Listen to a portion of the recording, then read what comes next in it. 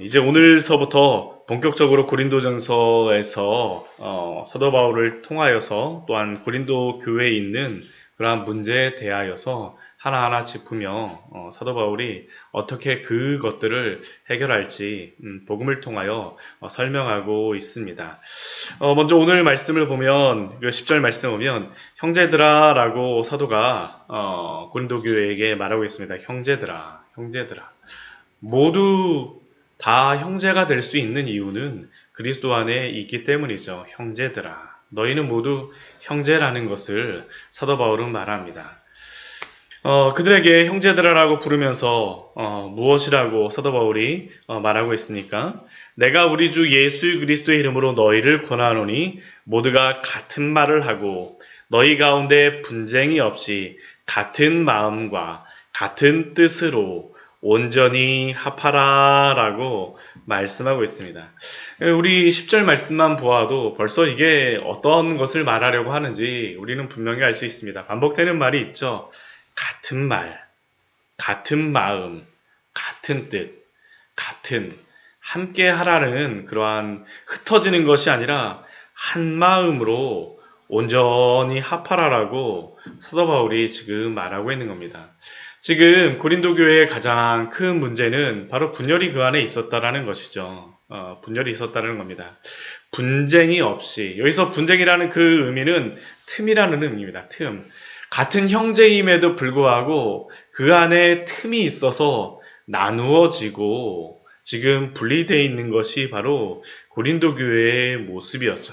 그래서 그 고린도 교회를 향하여서 같은 말, 같은 마음, 같은 뜻으로 온전히 합하라라고 말씀합니다. 사실 이러한 사도 바울을 통한 이러한 권면은 지금 이 시대를 향하여서도 또한 하시는 그러한 말씀이라고 생각이 되어집니다. 우리 교회는 개척교회다 보니까 이렇게 같은 마음 같은 뜻 분열을 하려고 해도 할 수가 없는 그런 상황이긴 하지만 참 이 오늘날 교회 안에 가장 큰 문제 중에 하나가 바로 이러한 여러 가지 분열이 있다라는 것 아닙니까? 같은 말을 하지 않고 같은 마음을 품지 않고 같은 뜻을 품지 않고 있는 그러한 모습, 교회 안에뿐만 아니라 교회와 교회 사이에서도 또한 교단과 교단 사이에서도 심지어는 신학교 안에서도 때때로 이러한 분쟁의 소식이 들리곤 할 때 참으로 부끄럽다라는 그러한 생각을 합니다. 고린도 교회 안에 이러한 일이 있을 때 사도 바울이 다른 것을 권면하지 않습니다. 같은 말, 같은 마음, 같은 뜻을 품으라라고 지금 이야기하고 있는 것이죠. 11절 말씀 보면 이것을 누구에게 들었냐 하면 글로의 집 편으로 이러한 소식을 들었다라고 말하고 있습니다. 글로의 집 편으로 이 고린도 교회 안에 이러한 분쟁이 있다라는 것을 들은 것이죠. 이들이 이렇게 분쟁이 있으면서 그 나타나는 그러한 모습이 있습니다. 그 모습이 바로 12절 속에서 우리에게 설명하죠. 그 고린도 교회에 있는 어떠한 사람들은 나는 바울에게 속한 때였다. 나는 아볼로에게 속하였다. 나는 게바에게 속하였다. 심지어 어떤 사람들은 나는 그리스도에게 속한 자라라고 그들 가운데 말하고 있습니다. 나는 바울에게 속하였다라는 것은 충분히 우리가 이해를 할 만합니다. 왜냐하면 고린도 교회가 사도 바울이 2차 그 전도여행 동안 복음이 전하여졌던 그러한 곳이기 때문에 사도 바울을 통하여서 복음을 듣고 믿게 된 그러한 성도들이 나는 바울 사도에게 속한 사람이에요 라고 이야기하는 게 충분히 이해가 될 수도 있습니다. 근데 또 한편에서는 나는 아볼로에게 속한 사람이에요 라고 이야기하는 그러한 것도 이게 그 사도 바울이 고린도 교회에서 사역을 마치고 이제 다음 사역지로 갔을 때에 그 다음이 그 고린도 교회에 갔던 그러한 사람이 누구냐 하면 바로 아볼로였습니다. 우리 그 사도행전 18장 말씀에 보게 되면 이 말씀이 나와 있습니다. 우리 잠깐 찾아보도록 할까요? 사도행전 18장 말씀입니다. 사도행전 18장 말씀에 보면 아볼로가 이 전도여행을 전도를 순회 전도사로서 고린도 교회에 가는 그러한 모습이 나와 있습니다. 아볼로라고 하는 사람을 누구로서 어떻게 묘사하고 있냐면 사도행전 18장 24절서부터 묘사하고 있습니다. 24절, 25절, 26절, 27절 같이 한번 읽겠습니다. 알렉산드리아에서 난 아볼로라 하는 유대인이 에베소에 이르니 이 사람은 언변이 좋고 성경에 능통한 자라. 그가 일찍이 주의 도를 배워 열심으로 예수에 관한 것을 자세히 말하며 가르치나 요한의 세례만 알 따름이라. 그가 회당에서 담대히 말하기 시작하거늘 브리스길라와 아굴라가 듣고 데려다가 하나님의 도를 더 정확하게 풀어 이르더라. 아볼로가 아가야로 건너가고자 하므로 형제들이 그를 격려하며 제자들에게 편지를 써 영접하라 하였더니 그가 감에 은혜로 말미암아 믿은 자들에게 많은 유익을 주니 이는 성경으로서 예수는 그리스도라고 증언하여 공중 앞에서 힘있게 유대인의 말을 이김이러라.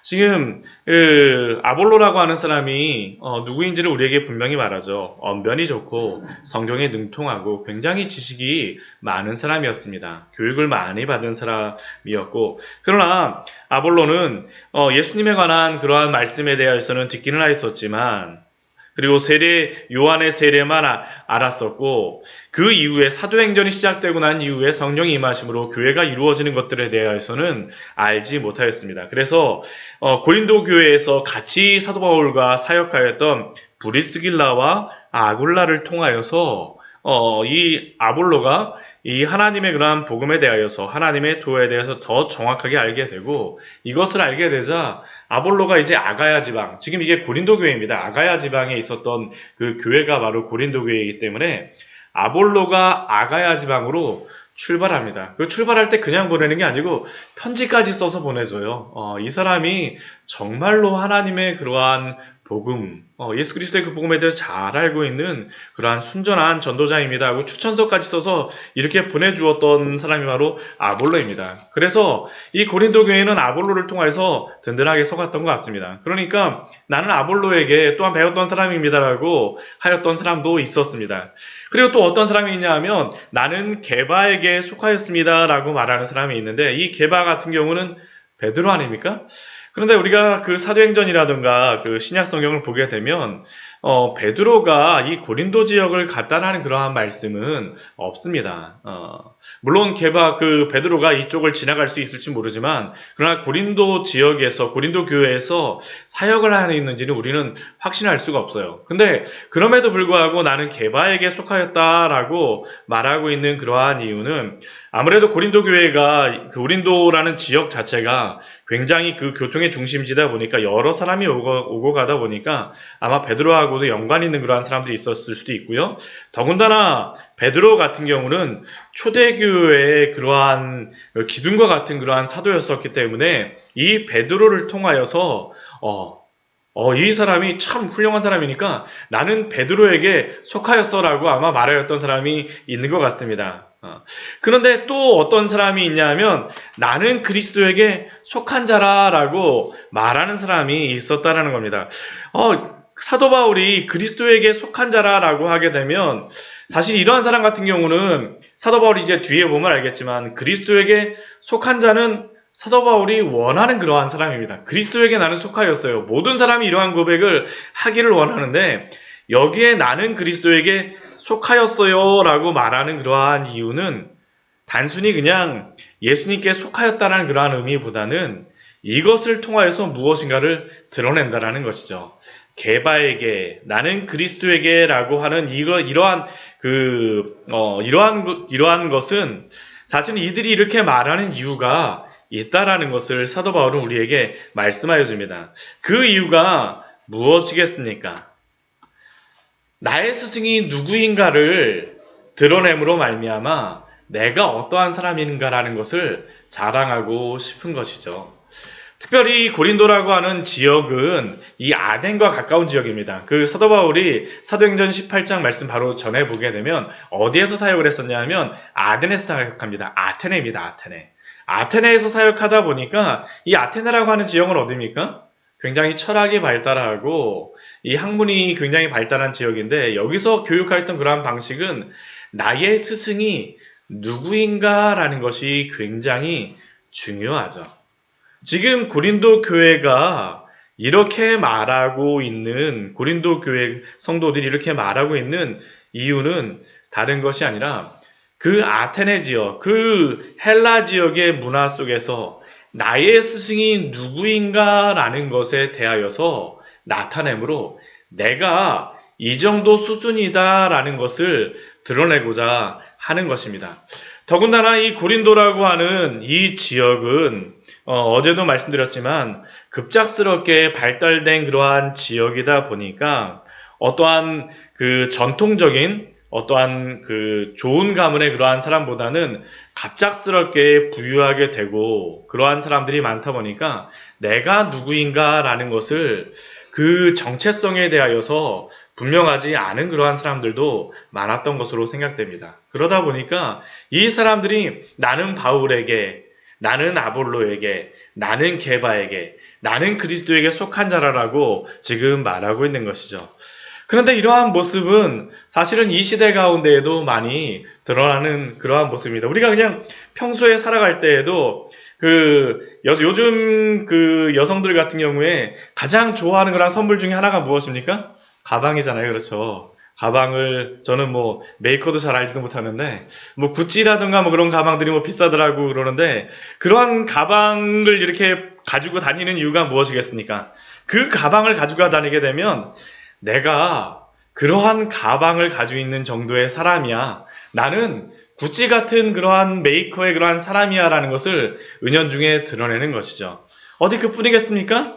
사람들이 좋은 차를 타고 그러한 이유 중에 물론 안전하고 튼튼한 차를 타는 그러한 이유 중 것들도 그 의미도 있고 그러한 것들도 있지만 그러나 BMW 또 여러 외국의 좋은 차들을 타는 그러한 이유 중에 하나가 무엇이 있습니까? 내가 그 차를 탐으로 말미암아 나는 이 정도의 사람이야 라는 것을 드러낸다라는 것이죠.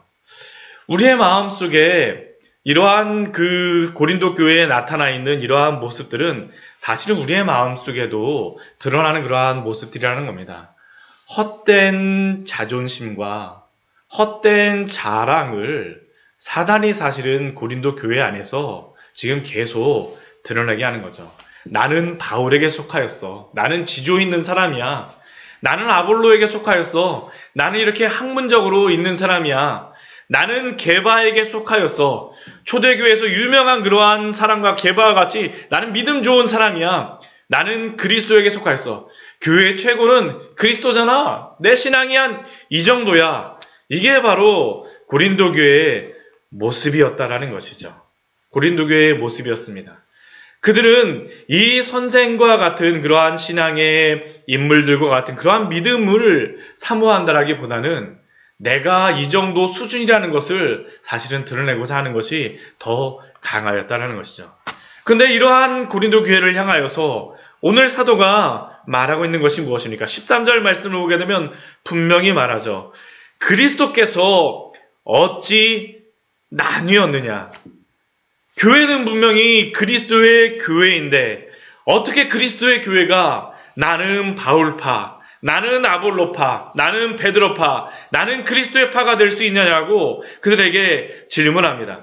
사실 바울과 아볼로와 베드로 그들은 모두 누구입니까? 그리스도의 종입니다. 그리스도의 종이 되기를 너무나도 즐겼던 사람들이에요. 그리스도의 종이 되기 위해서 이 사람들은 자기의 목숨들까지 걸었던 사람들입니다. 특히 바울과 아볼로는 어떻습니까? 이후에 고린도 그 전서 이제 말씀을 보게 되겠지만 바울과 아볼로는 너무나도 사이가 좋은 사람들이에요. 사역에 굉장히 함께하는 그러한 사람들입니다. 또 바울과 베드로도 초대교회의 기둥과 같이 하나님의 교회를 향하여서 그 베드로 같은 경우에는 이 이스라엘의 사람들을 위하여서 하나님 보내신 자로 또한 바울 같은 경우에는 이방인을 향하여서 보낸 자로 서로가 서로를 존경하며 그리스도의 복음을 위하여서 애썼던 사람인데 스승은 너무나도 그리스도 안에서 하나가 되어 있는데 어떻게 나뉘어졌나라는 것이죠. 그리스도께서 어찌 나뉘어졌느냐.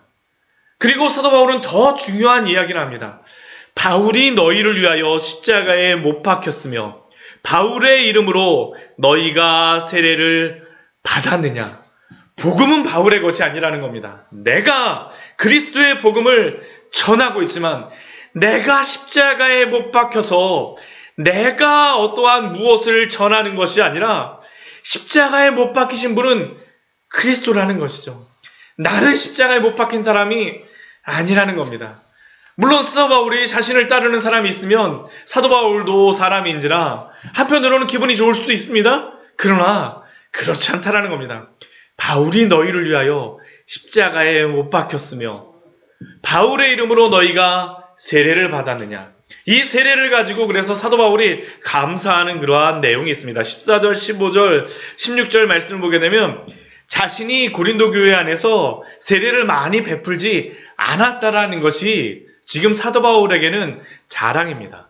그리스도와 가이오, 아마 이 사람들은 고린도 교회에서 처음 아마 믿었던 그러한 사람들인 것 같습니다. 그러니까 사도 바울이 세례를 주었던 사람들 같고요.